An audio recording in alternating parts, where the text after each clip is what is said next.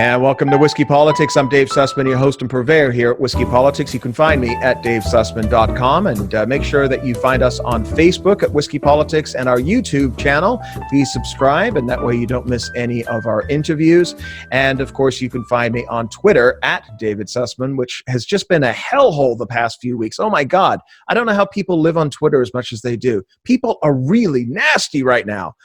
Anyway, I know we're all short-tempered a little bit here, getting a little bit of cabin fever, but today we're going to be talking all about the economy.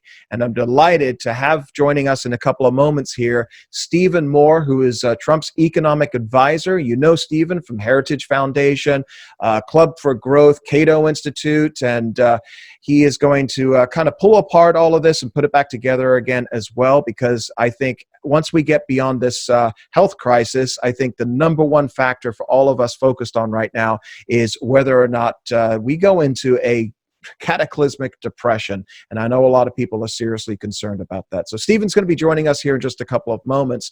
But I just want to say this. We're recording this on Tuesday afternoon. And while it's dangerous to use the Dow as any kind of indicator regarding the market's confidence, but it's no coincidence that the Dow just skyrocketed 11%, just as the House is pushing its finishing touches on the coronavirus stimulus package.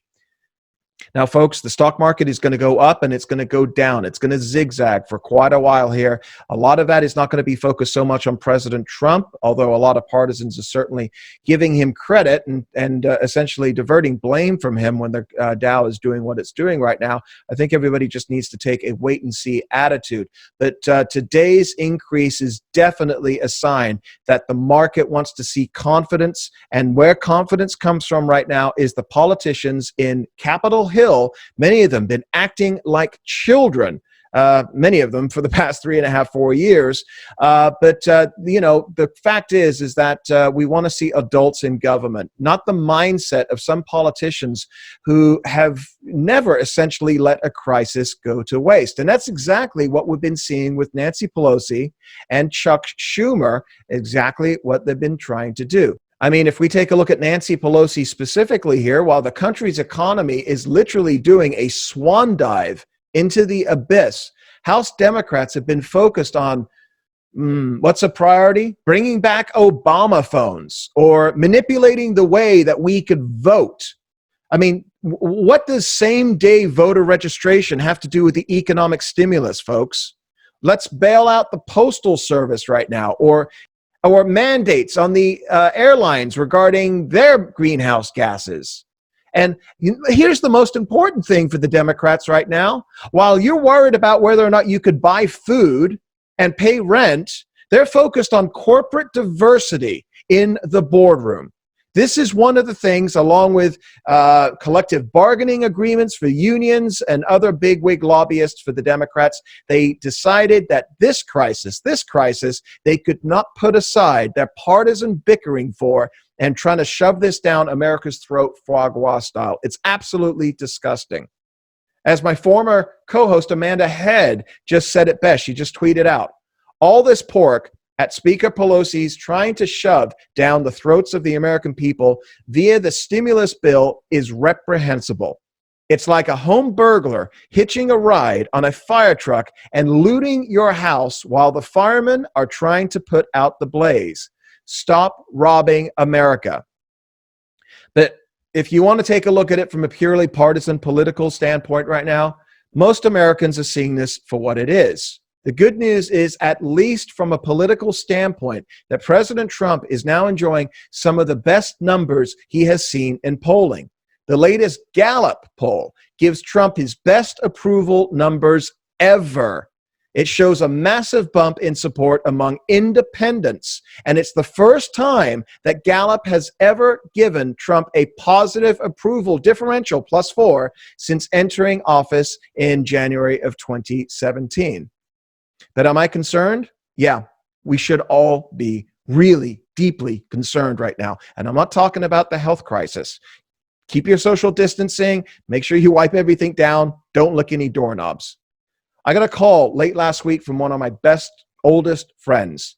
He's a very senior level executive in one of the nation's largest banks. And I'm not going to say the name of him or the bank. I'm sure he wouldn't want me talking about this, but I think everybody should hear what he said to me, because I think it pertains to anybody and everybody right now who's concerned about the next 60 to 90 days regarding the economy.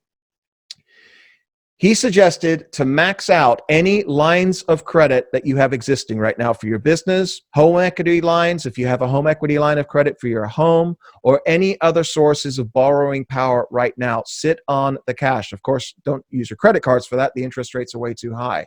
But on the conventional rate loans, max them out. This is what he's suggesting. Again, a bigwig at one of the nation's largest banks. Sit on that cash, pay the interest with that cash, and then within a couple, 3 months, see where things are at, and then just pay it back. And it's worth the cost of those interest payments over the next couple, 3 months, because what he is telling me is that the banks are going to lock down loans soon.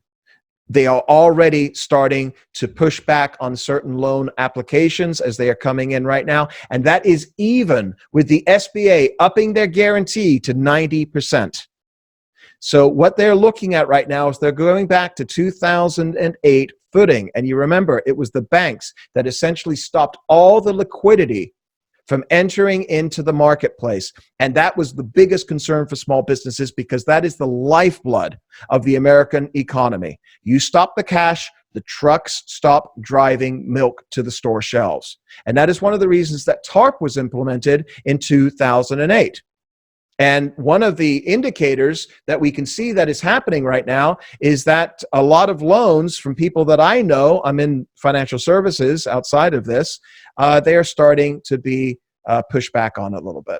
They're not closing quickly, and I'm hearing people that are just being outright denied when they thought that they had loans. They were rounding third base, heading to home, about to close a loan at the end of this month, and they have been withdrawn.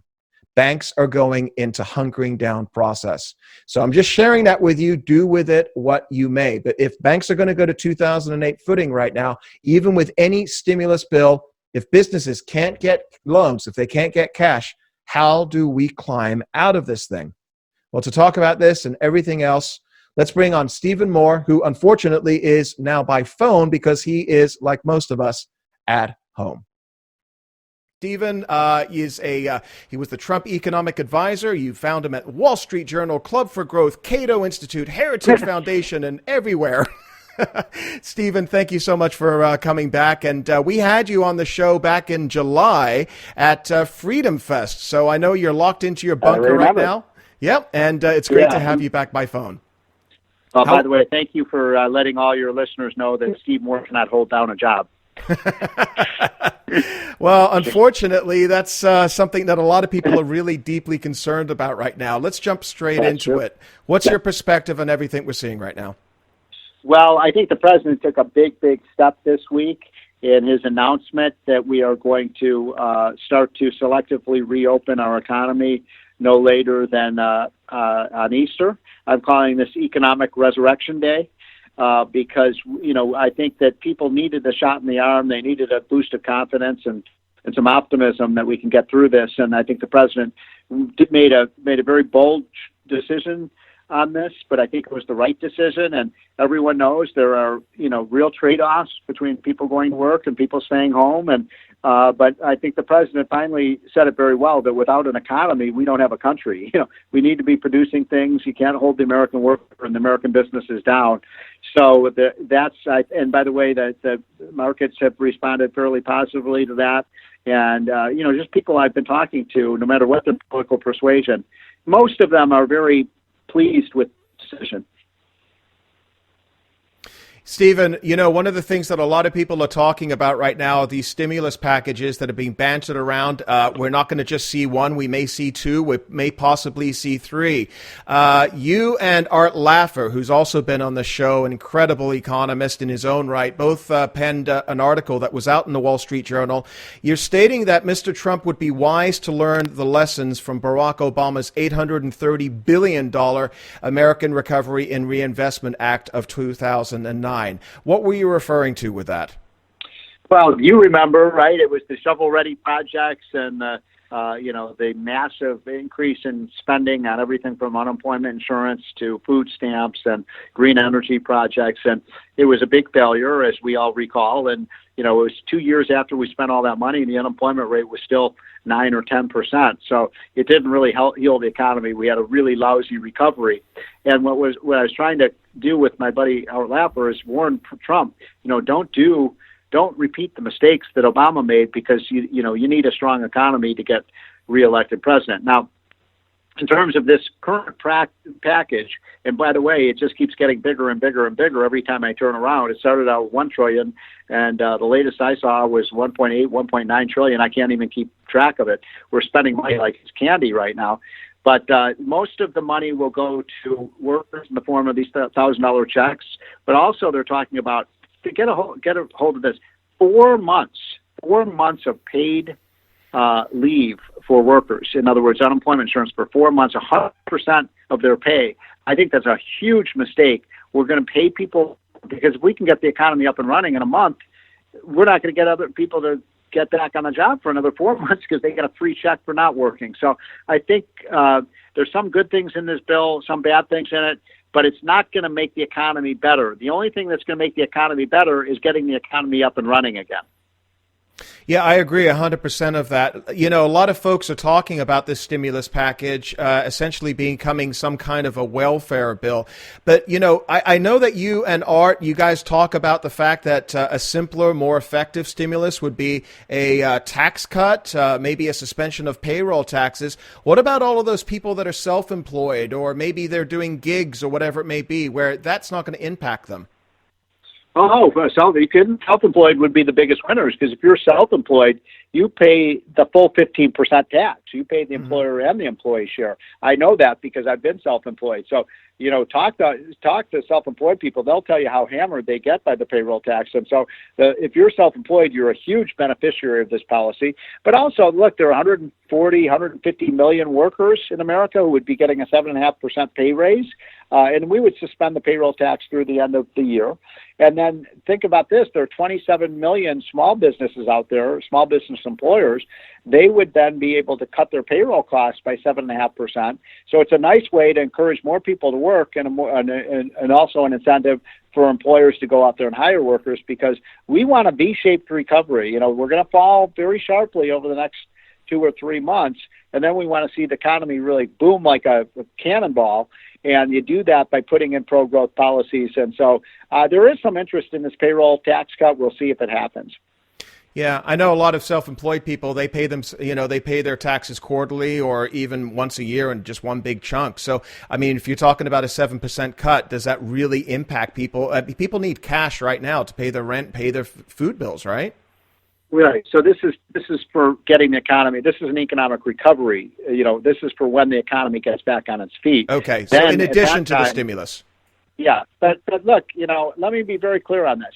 It doesn't matter how much money the Federal Reserve prints, how many dollar bills, and they're printing a lot of them, as you saw and seen, massive infusions of dollars by the Fed. And it doesn't matter how many free checks, how much money they pack into helicopters and drop over cities in $100 bills, which is essentially what they're doing here. If you don't have production of any goods and services, there's nothing for people to buy. The stocks are going to be empty, and all you're going to do is cause massive inflation. So it goes back to, how do we get people, in a safe and, healthy way back on the job so they can produce the goods and services. We have a $20 trillion, economic engine in this country. We want to get it up and running again. And so that's the key to getting a swift recovery. Stephen, got a couple of questions here from Ricochet members at ricochet.com. The first one is from Occupant CDN. His question would be, once the virus crisis has passed, do you expect the economy to quickly rebound with pent-up demand? In 1946, the U.S. consumer came back after 15 years of repressed demand. Yeah. Could a similar effect make the third and fourth quarters fantastic? Well, I sure hope so. I sure hope so. It's hard to predict. we're swimming in uncharted waters right now. We've never been through something like this with this swift shut off of the economy. And I have to confess, I don't know how fast you can turn it back on. It's like an oven. You can have it, at full heat, and then you turn it off. It takes a while for the oven to heat up again. So we don't know, but I sure hope. That's why I'm supporting things like the payroll tax cut. Let's give the economy a little extra juice coming out of this, so we do get that kind of fast recovery that this writer was talking about. I'm somewhat of a lay economist myself, and, I've been following everything very closely for the past 30 years when it comes to recessions and boom times as well. How realistic do you think a V curve? I mean, if you're going from, let's say, the Mount Everest of a good economy down to the Mariana Trench, you've still got to climb out of that Mariana Trench. It's going to take some time. Do you see that happening before the election? Yeah, I do. And it depends on how long this virus is with us. If it's stabilized and then declining cases, as we all pray for, sometime in the next 2 months, I think that does give us enough time that before the end of the year, we see a nice, robust recovery. You just never know. I mean, there's two types of recoveries, right? There's the V shape that I'm talking about that I'd love to see, where we just have, maybe we have a negative 10 or 12% growth in the second quarter, but then maybe we have 5 and 6% growth, in the third and fourth quarter. I mean, it's certainly plausible.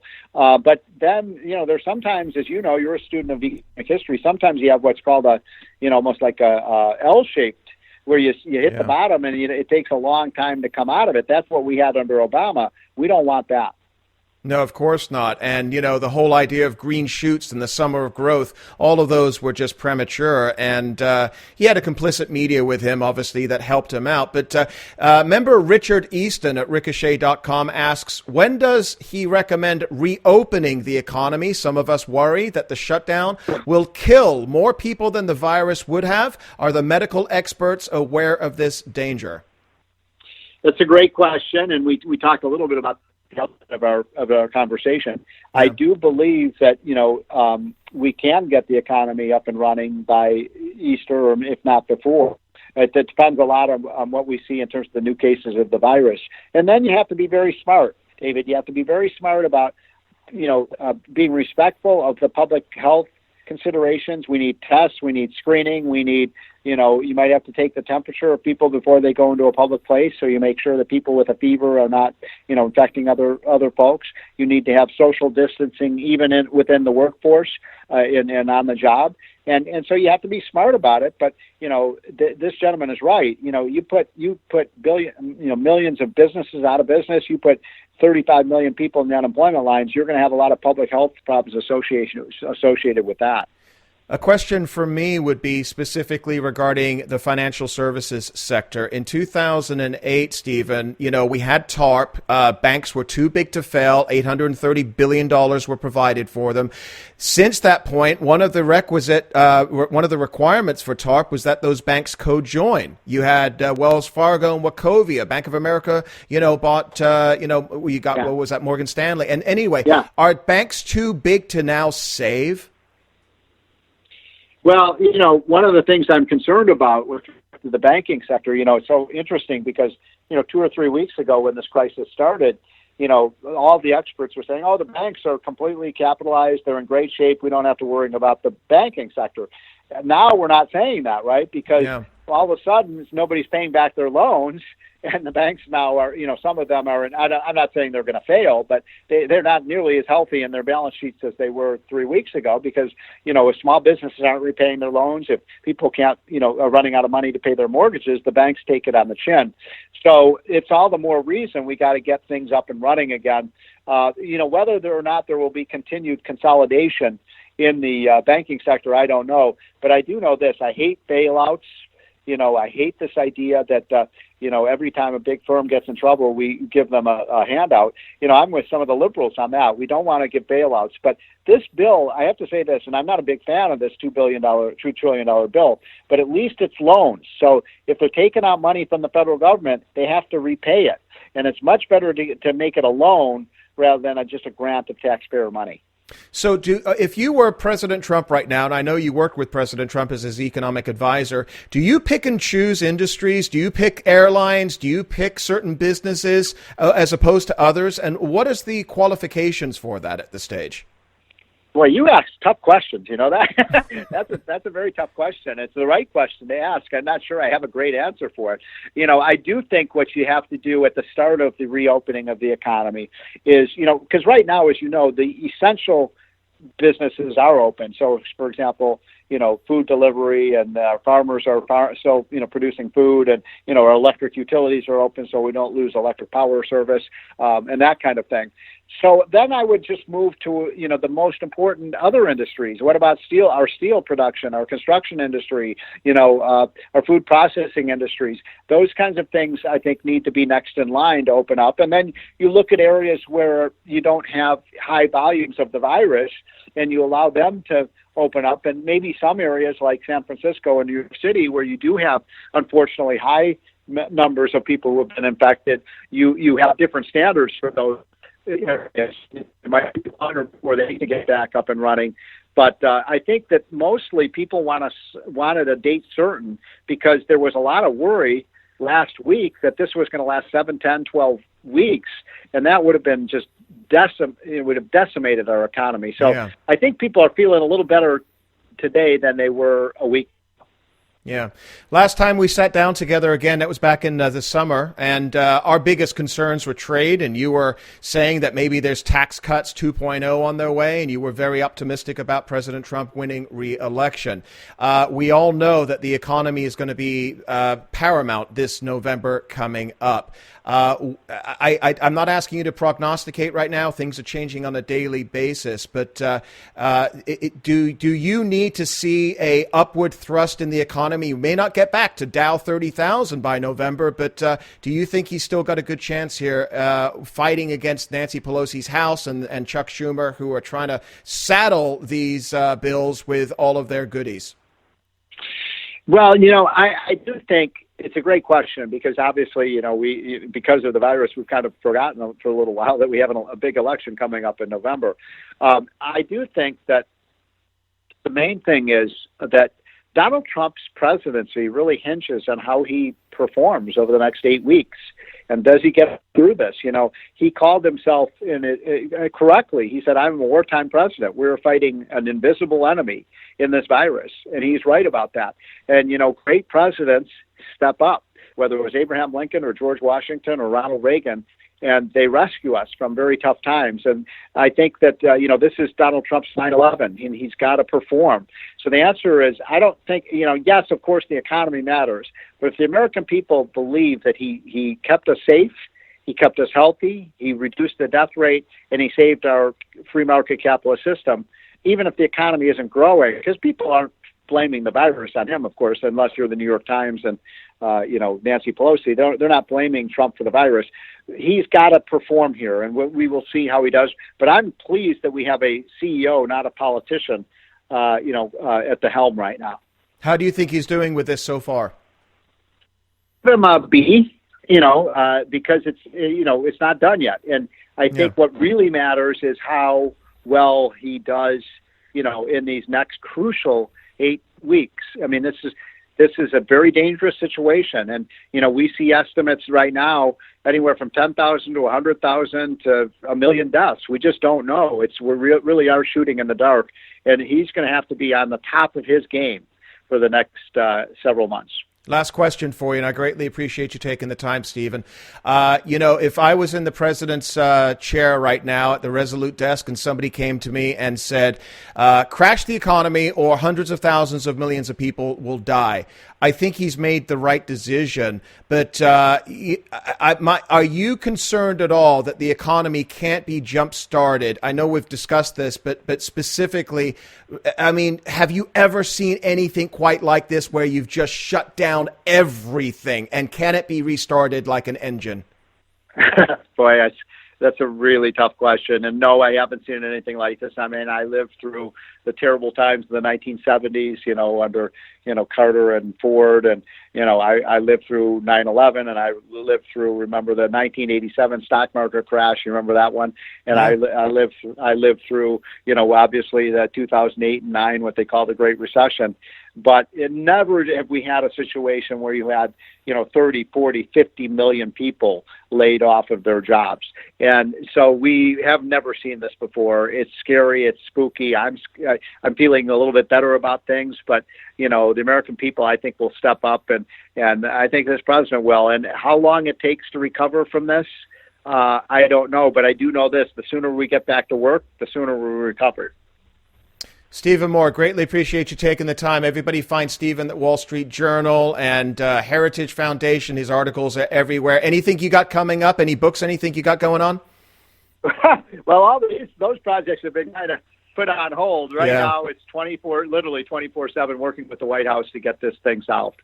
Listen, hang in there. The American people are behind you and behind this president. We're all in this together. And keep your social distance. Thank you so much for taking the time, Stephen. Take care. Stay healthy, my friend. Thank you. You too. Bye-bye.